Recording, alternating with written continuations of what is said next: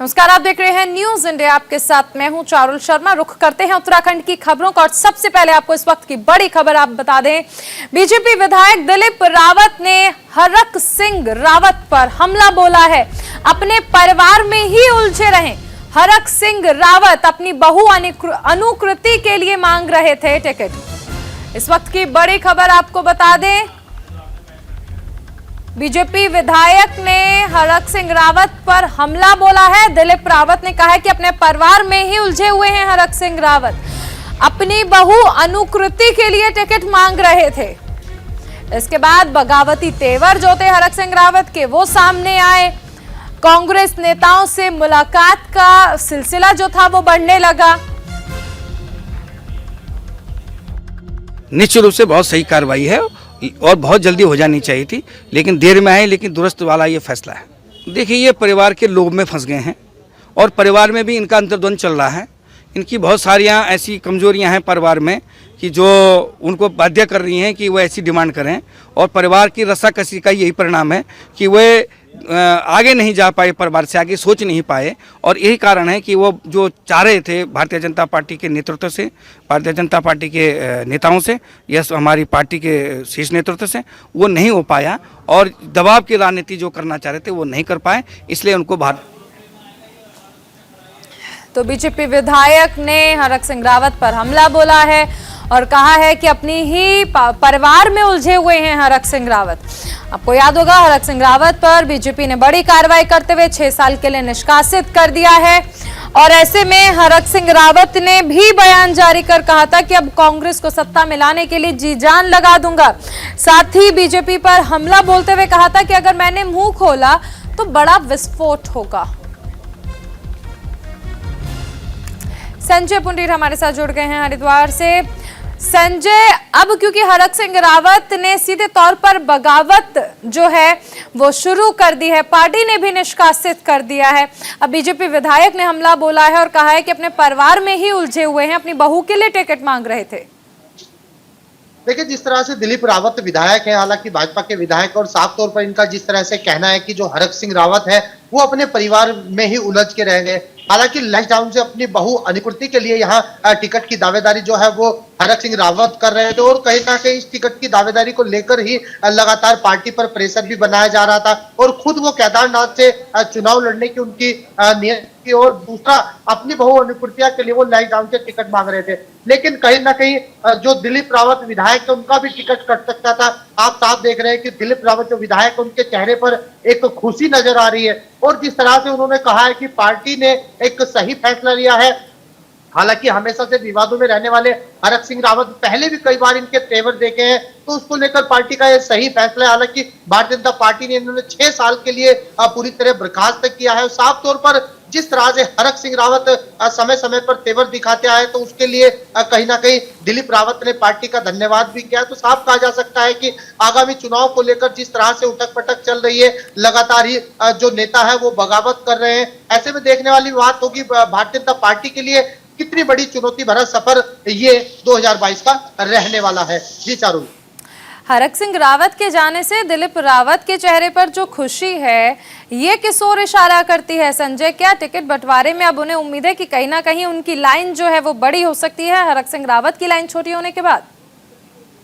देखिए चारुल, जिस तरीके से लगातार ही हरक सिंह रावत पार्टी पर प्रेशर बना रहे थे, अपना टिकट वो केदारनाथ से मांग रहे थे, तो दूसरा अपनी बहु अनुकृति के लिए वो लैंसडाउन से टिकट मांग रहे थे। इसी को लेकर लगातार पार्टी पर प्रेशर की राजनीति वो कर रहे थे, जिसको देखते हुए कहीं ना कहीं दिलीप रावत का जो टिकट वो भी कहीं ना कहीं कट सकता था। लेकिन अब जिस तरह से उन्हें बर्खास्त किया है, तो उसमें साफ है कि कहीं ना कहीं जो दिलीप रावत है उनका टिकट साफ है, क्योंकि इस विधानसभा से अकेले दावेदार दिलीप रावत ही है जो कहीं ना कहीं वहां से इस बार चुनावी दंगल में उतरेंगे। बिल्कुल संजय, देखिए बीजेपी भी तमाम आरोप लगा रही है हरक सिंह रावत पर कि वो बगावत कर रहे थे, लेकिन हरक सिंह रावत का कहना है कि वो ईमानदार थे। और इसके अलावा उन्होंने क्या कुछ कहा, सुनाते हैं आपको। कोई देखिए, गोदयाल जी का फोन आया, कई बार आया, और मैंने कहा प्रहलाद जोशी से, प्रीतम सिंह जी जो लीड अपोजिशन है मेरे भाई हैं, उनका फोन आया। जब मैं कांग्रेस में था, मैं भाजपा के लोगों काम नहीं करता था। माने शिल्पकार जी शिशु मंदिर रानीखेत का शिशु मंदिर का काम था, मेरे पास आए, मैंने किया काम। मैं विकास के मामलों में राजनीति से ऊपर उठकर सोचता हूं। अब माना क्या भाजपा कांग्रेस के किसी नेताओं को फोन आएगा और मैं इनसे कह भी देता था कि भाई वो गणेश गोदयाल जी का फोन आया था, प्रीतम भाई का फोन आया था, लेकिन इसको अंदर थोड़ी कि किसी का फोन आ रहा है तो मैं सम्मिलित हो गया। मैं दूध पीता हुआ बच्चा हूं क्या? मैं निर्णय खुद लूंगा ना, खुद निर्णय लूंगा ना। और आप बाग आया और आपने छलांग लगा दी कि हरक सिंह कांग्रेस में जा रहा है। मैं तो कभी मतलब कल ये समाचार में मैं खुद देख रहा था मीडिया में कि 10 जनपद पहुंचे हरक सिंह। आप मुझे यहां देख रहे हैं ना, अभी जब मैं सो के उठाऊं, मैं तो चैन से सोया आज रात को, भले देर से सोया लेकिन चैन से सोया, क्योंकि मेरा इतना बोझ हल्का हो गया। मैं आज इतना खुश हूं। मैं उस केदार बाबा का, बद्री केदार को, तारकेश्वर महादेव को, सिद्धोले बाबा के चरणों में, धारी मां के चरणों में बहुत प्रणाम कर रहा हूं कि इनको भगवान ने इन भाजपा के लोगों को, नेता को ऐसी कुबुद्धि दे दी आपने।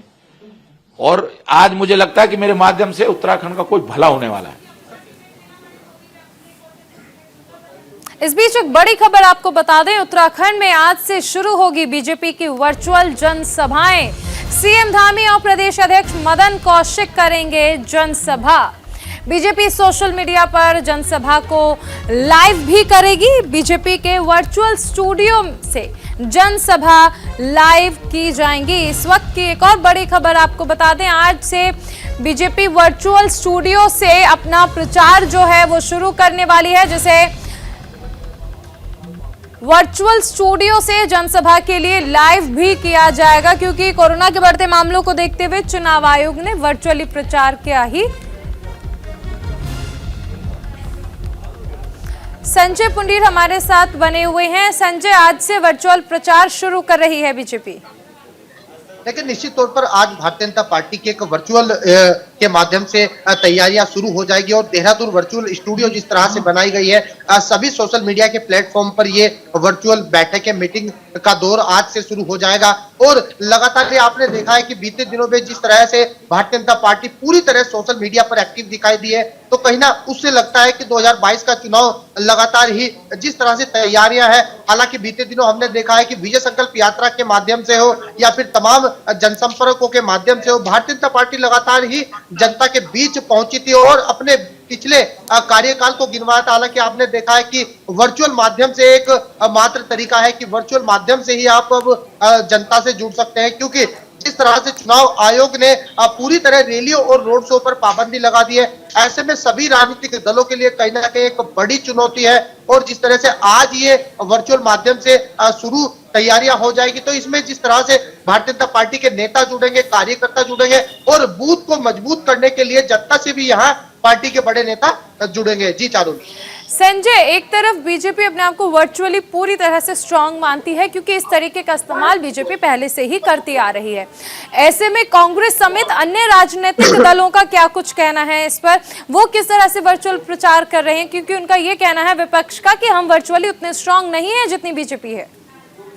देखिए, भारतीय जनता पार्टी लगातार ही वर्चुअल माध्यम से, हालांकि जिस तरह से एक और जहां जनता के बीच में थी, तो वही दूसरी ओर सोशल मीडिया के माध्यम से भी लगातार भारतीय जनता पार्टी अपना चुनाव प्रचार कर रही थी। तो ऐसे में अब 2022 के चुनाव को लेकर जहां सभी राजनीतिक दल रैली और रोड को पूरी तरह पाबंदी कर दी गई है, तो कहीं ना कहीं बीजेपी मात्र एक ऐसी पार्टी है जो कहीं ना कहीं सोशल प्लेटफॉर्म इनका काफी एक्टिव रहता है। ऐसे में जो अन्य दल है वो भी कहीं ना कहीं अपनी तैयारी में जुटे हैं, लेकिन ये बहुत अहम सवाल है, क्योंकि कहीं ना कहीं भारतीय जनता पार्टी जिस तरह से एक्टिव मोड में नजर आती है और अन्य जो दल है, कांग्रेस हो या फिर आम आदमी पार्टी हो, वो कहीं ना कहीं इस तरह से एक्टिव नहीं दिखाई देते। और जो इनका प्लेटफॉर्म है वो भी कहीं ना कहीं सबसे ज्यादा स्ट्रॉन्ग भारतीय जनता पार्टी का दिखाई देता है। बिल्कुल, यही विपक्षी दलों की चिंता भी है कि कैसे खुद को वर्चुअली स्ट्रांग करें और जनता के सामने जाएं। संजय, आप बने रहिए, आगे भी आपसे जानकारी लेंगे। एक बड़ी खबर आपको बता दें, उत्तराखंड की सियासत से जुड़ी हुई है। आम आदमी पार्टी का बयान सामने आया है। आम आदमी पार्टी के नेता नवीन पिरशाली का बीजेपी और कांग्रेस पर हमला। दल बदलू नेताओं ने तोड़े शहीदों के सपने। कुर्सी के चहेते नेताओं को जनता माफ नहीं करेगी। हरक सिंह रावत की असलियत पहचान चुकी है जनता। तो आम आदमी पार्टी की ओर से एक और बड़ा आरोप राजनीतिक दलों पर।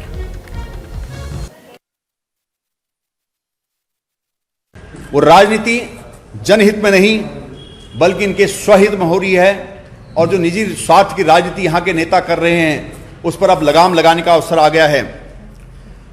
उत्तराखंड की राजनीति में जिन्होंने ये हरक सिंह जैसे नेताओं को पाला है, इन दल बदलों को पाला है, वो भारतीय जनता पार्टी और वो कांग्रेस पार्टी आज इस उत्तराखंड की बर्बादी के लिए जिम्मेदार है।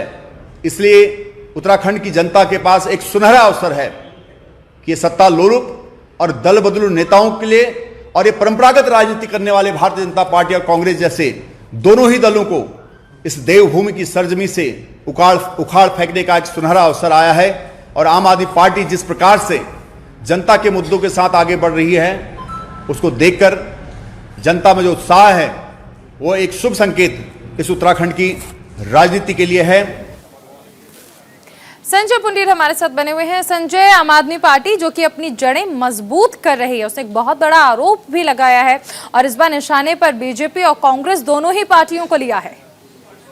देखिए, जिस तरह से हरक सिंह रावत ने एक बार फिर उन्हें पार्टी से बर्खास्त कर दिया है, तो अब कहीं ना कहीं जो विपक्षी दल है वो भी हमलावर होते दिखाई दे रहे हैं। साफ तौर पर जिस तरह आम आदमी पार्टी के नेता है उन्होंने कहा है कि लगातार ही ऐसे नेताओं को पाला है जो शहीदों का अपमान करती है। और जिस तरह से आपने देखा है कि 2016-17 में भी 2022 के विधानसभा चुनाव से पहले हरक सिंह रावत ने कांग्रेस का दामन छोड़ भाजपा का दामन थामा थे। तो कहीं ना कहीं ऐसे दल बदल नेताओं को पार्टी उखाड़ने का काम करना चाहिए। और साथ ही आगामी 2022 को लेकर भी जो आम आदमी पार्टी के नेता है वो एक और जहां पूरी तैयारी कर रहे हैं, तो जिस तरह से लगातार जनता के बीच पहुंच रहे हैं। हालांकि जो हरक सिंह रावत है वो जिस तरह बगावत करते उनकी भी राह इतनी आसान नहीं है, क्योंकि जहां एक और कांग्रेस में भी वो जाने की बात कह रहे हैं। तो भाई देखने वाली बात होगी कांग्रेस क्या उन्हें अपने पाले में लेती है या नहीं। जी तरुण। संजय, अगर हम उत्तराखंड की बात करते हैं तो कहीं ना कहीं देखिए उत्तराखंड को एक राज्य बनाने के लिए न जाने कितने लोग शहीद हुए थे। ऐसे में आम आदमी पार्टी बखूबी ये बात समझ चुकी है कि अगर सत्ता तक पहुंचना है, अगर जनता का वोट चाहिए, तो कहीं ना कहीं उन शहीदों को उनका जिक्र करना जरूरी है, उनकी याद दिलानी जरूरी है, ताकि जनता जो है उनसे अटैच हो सके, आम आदमी पार्टी से अपना कनेक्शन जो है वो बना सके। देखिए, जिस तरह से देवभूमि उत्तराखंड में हर दूसरे घर से एक शहीद का नाता रहा है। हालांकि उत्तराखंड की शहादत में जिस तरह शहीदों ने बलिदान भी दिया, तो इसमें पार्टी भी समझ चुकी है कि कहीं ना कहीं शहीदों को किस तरह शहीदों के परिवार को लुभाना है और उन तक कैसे पहुंचना है, उन तक कैसे जुड़ना है। तो आम आदमी पार्टी भी अब तीसरी पार्टी के तौर पर उत्तराखंड में अपनी राजनीतिक जमीन तलाश रही है। ऐसे में साफ कहा जा सकता है कि जहां आगामी 2022 के चुनाव को लेकर सभी राजनीतिक दल मैदान में है, तो कहीं ना कहीं आम आदमी पार्टी भी अपने पीछे नहीं है। हालांकि जनता के हितों के मुद्दों को लेकर जनता के बीच पहुंच रही है। जब दिल्ली के मुख्यमंत्री अरविंद केजरीवाल उत्तराखंड आते हैं, तो कहीं ना कहीं जिस तरह उत्तराखंड की जनता को एक बड़ी सौगात दे जाते हैं और एक के बाद एक घोषणा करते हैं, लोग लुभावन वादे करते हैं। ऐसे में अब देखने वाली बात बिल्कुल संजय, चुनाव का वक्त है और हर पार्टी ऐसे में लोक लुभावन वादे जो है वो जनता से करती है। आप बने रहिए, आगे आपसे जानकारी लेंगे। हरिद्वार की शहर कोतवाली में AIMIM अध्यक्ष असदुद्दीन ओवैसी के खिलाफ वकील अरुण भदौरिया ने तहरीर देकर मुकदमा दर्ज करने की मांग की। अरुण भदौरिया ने असदुद्दीन ओवैसी पर भड़काऊ भाषण देने का आरोप लगाते हुए FIR दर्ज करने की मांग की है।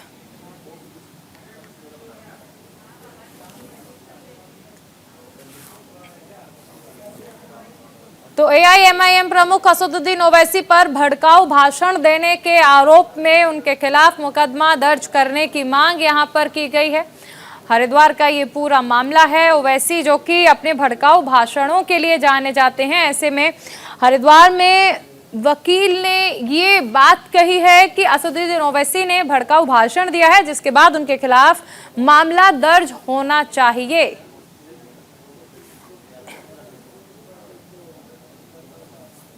तो यहां ओवैसी पर भड़काऊ भाषण देने का आरोप लगा है। एक बड़ी खबर आपको बता दें, बीएसपी ने चुनावों के लिए अपनी दूसरी सूची जारी कर दी है। बीएसपी ने 37 उम्मीदवारों की ये दूसरी सूची है जिसे जारी किया है। उत्तराखंड में सभी सीटों पर चुनाव लड़ने को बीएसपी पूरी तरह से तैयार है। इस वक्त की बड़ी खबर आपको बता दें, उत्तराखंड चुनावों के मद्देनजर बीएसपी ने अपनी दूसरी सूची जो है वो जारी कर दी है और ये भी कहा है कि पूरी तरह से बीएसपी तैयार है तमाम विधानसभाओं पर अपनी तैयारी के साथ। संजय पुंडीर हमारे साथ बने हुए हैं। संजय, कहा जा सकता है कि बीएसपी अब अपना हर पत्ता जो है वो खोल चुकी है और सीधे तौर पर कह रही है कि हर विधानसभा सीट पर लड़ने के लिए तैयार है वो। चारुल, सभी राजनीतिक दल जहां अपनी अपनी सूची और अपने अपने दावेदारों पर दांव खेल लिए, तो वहीं बीएसपी भी कहीं ना कहीं पीछे नहीं है। हालांकि उत्तराखंड की 70 विधानसभाओं पर इस बार बीएसपी अपने दावेदार को उतारेगी और दमखम के साथ चुनाव लड़वाएगी। साफ कहा जा सकता है कि कहीं अब आम आदमी पार्टी के बाद अब बीएसपी भी कहीं ना कहीं अपने उत्तराखंड में राजनीतिक जमीन तलाश रही है। कितनी इनको कामयाबी हासिल होती है ये तो आने वाला वक्त ही बताएगा, लेकिन जिस तरह से इनकी दूसरी सूची जारी हुई है तो इनके दावेदार भी अब डोर टू डोर जाकर जनता से संपर्क कर रहे हैं। हालांकि जिस तरह से आपने देखा है कि इस बार चुनाव में जो अहम मुद्दा रहने वाला है वो विकास और बेरोजगारी को लेकर रहने वाला है। तमाम मुद्दों को लेकर जनता के बीच में अब बीएसपी पहुंच रही है। हालांकि जिस तरह से इनके दावेदारों की सूची सामने आई है तो वो दावेदार भी अपने दमखम के साथ अपनी तैयारी में जुट गए हैं। हालांकि चुनाव आयोग ने जिस तरह से रैली और रोड शो पर पाबंदी लगाई है तो वहीं अब डोर टू डोर करना कितना आसान होगा और किस तरह से जनता को लुभाने का काम करते हैं ये तो आने वाला वक्त ही बताएगा। जी चारू। बिल्कुल संजय, आप नजर बनाए रखें, आगे भी आपसे जानकारी ली जाएगी। उधर हरिद्वार में मुख्य विकास अधिकारी डॉक्टर सौरभ गहरवार की अध्यक्षता में कलेक्ट्रेट में बैठक का आयोजन किया गया जिसमें चुनाव की तैयारियों पर मंथन किया गया। इस दौरान बैठक में मुख्य विकास अधिकारी ने पोस्टल बैलेट, ईवीएम, वीवीपैट की व्यवस्था, मतगणना स्थल की व्यवस्था को लेकर बातचीत की और ये भी कहा कि किसी तरह की लापरवाही ना बरतने को लेकर अधिकारियों को निर्देश दिए।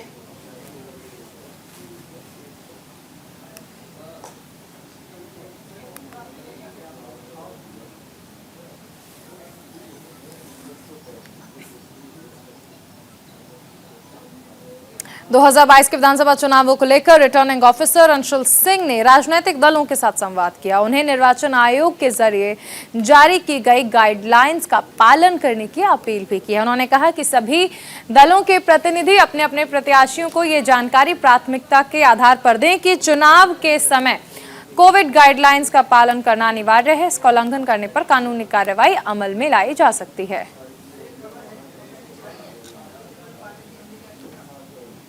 उसमें हमने इन्हें ब्रॉड गाइडलाइंस बताई हैं, जो भी कोविड की गाइडलाइंस रही विद रिस्पेक्ट टू इलेक्शन उसके बारे में अवगत कराया गया है। बताया गया पब्लिक जो रैलीज हैं आपकी 22 तारीख तक बंद है।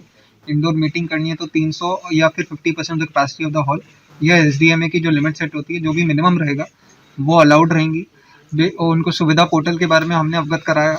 उसकी एक वर्कशॉप टाइप सी हमने रखने की कोशिश करी जिसमें उनको पता लग जाए कि ऑनलाइन वो नॉमिनेशन फॉर्म 26 और सिक्योरिटी डिपॉजिट अपना ऑनलाइन भर सकते हैं। साथ ही साथ जो पोस्टर्स और पैम्फलेट्स के इश्यूज आ रहे थे, कुछ डाउट्स हो रहे थे, तो उसमें बताया कि उसमें प्रिंटर और पब्लिशर का नाम आपका रहना चाहिए और एक कॉपी उन्हें डिस्ट्रिक्ट मजिस्ट्रेट के पास सबमिट करनी पड़ेगी बांटने से पहले। थर्डली और इम्पॉर्टेंटली हमने उन्हें इलेक्शन एक्सपेंडिचर मॉनिटरिंग के बारे में बताया, जो बेसिक इश्यूज आ सकते हैं। टेम्प्रेरी ऑफिसर्स के बारे में बताया है और उनको जो भी हमने सुप्रीम कोर्ट का एक ऑर्डर भी था। संजय हमारे साथ बने हुए हैं। संजय, राजनीतिक दलों को सीधे तौर पर यह आदेश दे दिया गया, हिदायत दी गई है कि कोविड की जो गाइडलाइंस हैं इनका पालन करना होगा। देखिए चरुल, 2022 के चुनाव की तिथि अब नजदीक आती जा रही है। एक के बाद एक दिन चुनाव की तिथि में कम होता जा रहा है। ऐसे में प्रशासनिक जो अधिकारी है वो भी अपनी पूरी तरह तैयारी में लगे हैं। आपने देखा है कि जिस तरह से जो मजिस्ट्रेट रुड़की के हैं उन्होंने एक बैठक की और राजनीतिक दलों को एक हिदायत भी दी है। अगर जिस तरह से चुनाव आयोग की गाइडलाइन है उन्हीं का पालन करना होगा। अगर कोई उल्लंघन करता है तो उनके खिलाफ कड़ी कार्रवाई की जाएगी। जिस तरह से हरिद्वार में धारा 144 भी लग गई है, 5 से ज्यादा लोग कहीं खड़े नहीं हो सकते, उन पर भी कार्रवाई की जाएगी। हालांकि डोर टू डोर जो राजनीतिक दल संपर्क करेंगे उसमें भी कहीं ना कहीं 5 से ज्यादा लोग अगर जाते हैं तो उन पर कड़ी कार्रवाई होगी। हालांकि चुनाव में जिस तरह से कोरोना का साया भी कहीं ना कहीं देखने को मिल रहा है। हालांकि उत्तराखंड में लगातार एक के बाद एक जो कोरोना के नए मामले हैं वो जा रहे हैं, हजारों की तादाद पे रोज नए मामले सामने आ रहे हैं। तो ऐसे में कोरोना के चलते जिस तरह से कोरोना की गाइडलाइन है, सोशल डिस्टेंस का पालन करना होगा, मास्क लगाकर रखना होगा, तमाम तरह के हिदायत यहाँ राजनीतिक दलों को दी है। जी चारू। बिल्कुल, देखिए राजनीतिक दलों को ये समझना होगा कि राजनीति से ज्यादा है जनता की जान। बहुत शुक्रिया संजय तमाम जानकारी के लिए। उधर उत्तराखंड में चुनाव के माहौल को देखते हुए हरिद्वार में भी धारा 144 लागू कर दी है। बता दें कि धारा 144 लागू होने के बाद कोई भी राजनीतिक या सामाजिक आयोजन में भारी संख्या में लोग इकट्ठा नहीं किए जा सकते। इस दौरान अगर किसी को अपना कोई जरूरी कार्यक्रम आयोजित करना है तो उसे जिला प्रशासन से अनुमति लेने का प्रावधान है।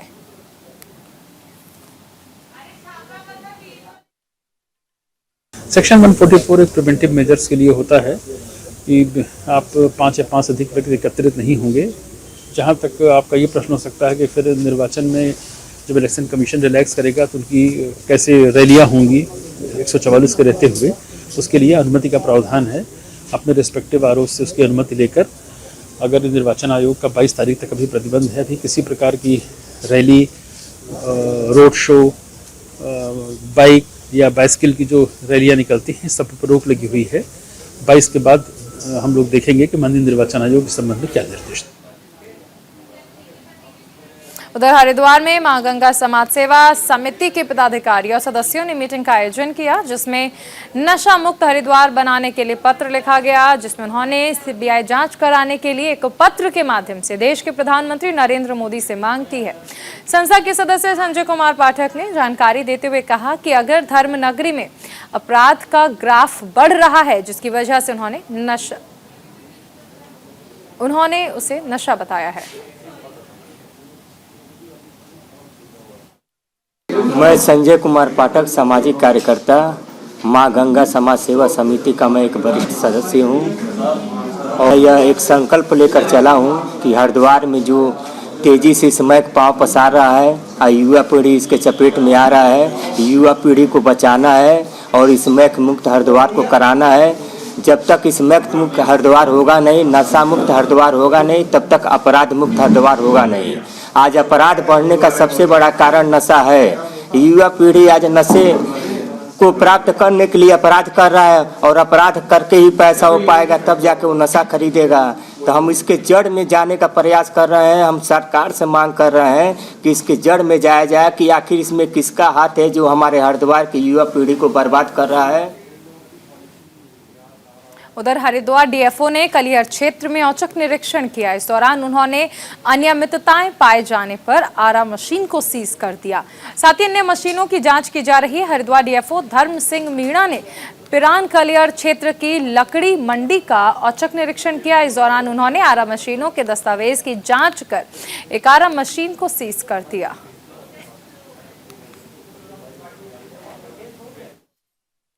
कुछ आरा मशीनों को सीज किया गया है। इनके जो स्टॉक रजिस्टर है वो मैच नहीं कर रहे हैं और कंप्लीट भी नहीं है। जो लकड़ी है और रबन्ने हैं वो भी मैच नहीं कर रहे हैं। दैट शोज कि वो अभी इनसे स्पष्टीकरण मांगा गया है, सीज किया गया है दस्तावेजों को। और यदि अवैध प्राइमा फेसी अवैध सामने आ रहा है तो इसकी सीज किया गया है। और यदि इन्होंने पंजीकरण वगैरह और बाकी के दस्तावेजों में भी गड़बड़ी मिली तो तदनुसार कार्रवाई की जाएगी। एक बड़ी खबर आपको बता दें, देहरादून में स्कूलों पर कोरोना का साया अब नजर आने लगा है। आज से सभी स्कूल ऑनलाइन संचालित होंगे। कोरोना के चलते प्रदेश सरकार ने यह बड़ा फैसला लिया है। शिक्षा विभाग ने नई गाइडलाइंस भी इसके लिए जारी कर दी हैं। तो कोरोना के चलते प्रदेश सरकार ने बड़ा फैसला लिया है। ऑनलाइन क्लासेस अब शुरू कर दी जाएंगी। एक बार फिर से शिक्षा विभाग ने इसके लिए गाइडलाइंस भी जारी कर दी हैं।